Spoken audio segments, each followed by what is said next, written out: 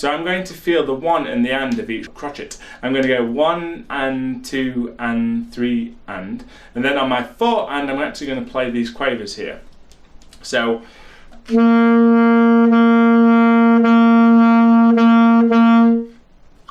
yeah, so all I've done there is I've added just a little dip on the and of each beat, just with my lip, just giving it a little bit of vibrato to count 1 and 2 and 3 and 4 and I'm actually going to tongue the 4 and the and. So let's try that again.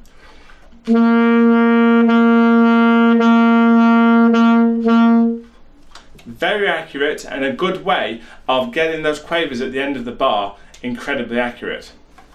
So say for example at the end of that bar we had a triplet instead, so it is crotchet, crotchet, crotchet, triplet at the end, so 3 quavers. Well, the triplet might be awkward to get accurate in our minds. You know, we might not actually know how long relatively that triplet's going to be. So it might be a good idea in my head to get an idea of triplet, triplet, triplet, triplet, going along with the pulse.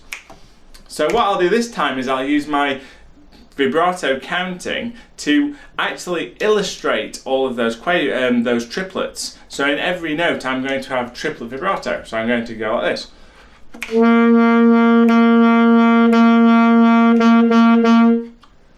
Yeah, so each note has got 3 little dips on it for the vibrato.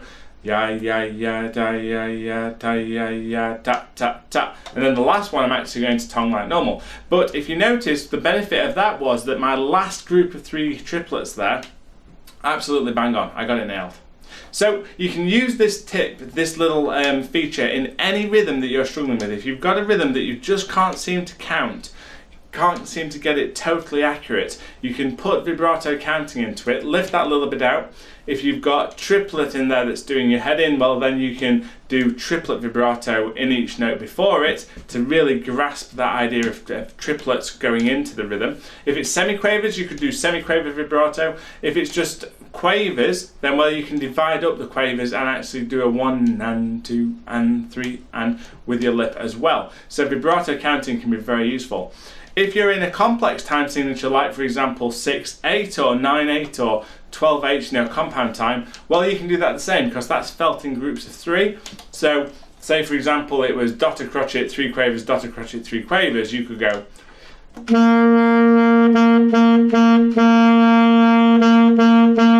That way I've got the vibrato going on, ta ya ya ta ta ta ta ya ya ta ta ta, and I'm using that vibrato to illustrate and enforce the rhythm that I'm playing.